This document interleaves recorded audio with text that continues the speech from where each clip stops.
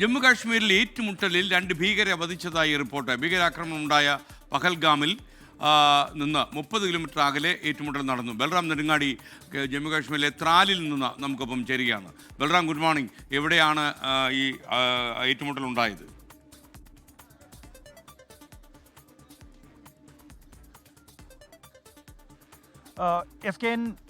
ജമ്മു കശ്മീരിലെ ത്രാലിലെ നാദിർ എന്ന പ്രദേശത്താണ് ഈ ഏറ്റുമുട്ടൽ നടക്കുന്നത്. ഏറ്റുമുട്ടൽ ഇപ്പോഴും തുടരുകയാണ്. ഞാനിപ്പോൾ നിൽക്കുന്നത് ഈ നാദിർ എന്ന പ്രദേശത്താണ്.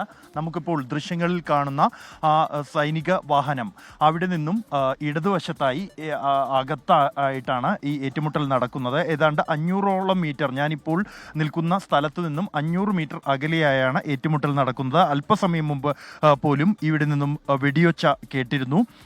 ഇന്ന് പുലർച്ചെ 4 മണിയോടെയാണ് ഈ പ്രദേശത്ത് ഏറ്റുമുട്ടൽ ആരംഭിച്ചത്. ഭീകരവാദികളുടെ സാന്നിധ്യം ഉണ്ട് എന്ന രഹസ്യ വിവരത്തിന്റെ അടിസ്ഥാനത്തിലാണ് സുരക്ഷാ സേന ഇവിടെ എത്തിയത്. തുടർന്ന് നടത്തിയ തെരച്ചിലിനിടെയാണ് ഈ വനമേഖലയോട് ചേർന്ന ജനവാസ മേഖലയിൽ നിന്നും ഭീകരരുടെ സാന്നിധ്യം ഉണ്ട് എന്ന വിവരം ലഭിക്കുകയും ഇവിടെ തെരച്ചിൽ നടത്തുന്നതിനിടെ ഭീകരർ സൈന്യത്തിന് നേരെ വെടിയുതിർക്കുകയുമായിരുന്നു. തുടർന്നുണ്ടായ ഏറ്റുമുട്ടലിൽ ഒരു ഭീകരനെ വധിച്ചു. ജെയ്ഷെ മുഹമ്മദ് ഭീകരനാണ് കൊല്ലപ്പെട്ടത് എന്ന് ജമ്മുകശ്മീർ പോലീസ് സ്ഥിരീകരിക്കുന്നുണ്ട്.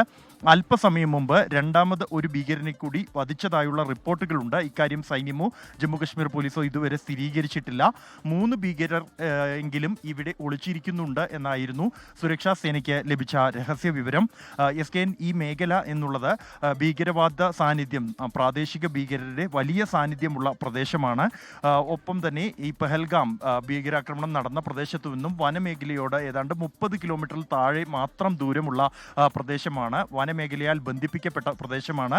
അതുകൊണ്ട് തന്നെ പഹൽഗാം ഭീകരാക്രമണത്തിന് ശേഷം ഈ മേഖല അടക്കമുള്ള ഈ തെക്കൻ കശ്മീരിലെ വനമേഖലകളിൽ ഇപ്പോഴും തെരച്ചിൽ തുടരുകയാണ് സുരക്ഷാ സേനയുടെ. അതിനിടെയാണ് ഇത്തരത്തിൽ പ്രാദേശിക ഭീകരരുടേതടക്കമുള്ള സഹായങ്ങൾ അടക്കമുള്ളവ സംബന്ധിച്ചുള്ള അന്വേഷണം പുരോഗമിക്കുന്നതിനിടെയാണ് ഭീകര സാന്നിധ്യം ഉണ്ട് ഇവിടെ എന്നുള്ള വിവരം ലഭിക്കുകയും തുടർന്ന് തെരച്ചിൽ ആരംഭിക്കുകയും ചെയ്തത്.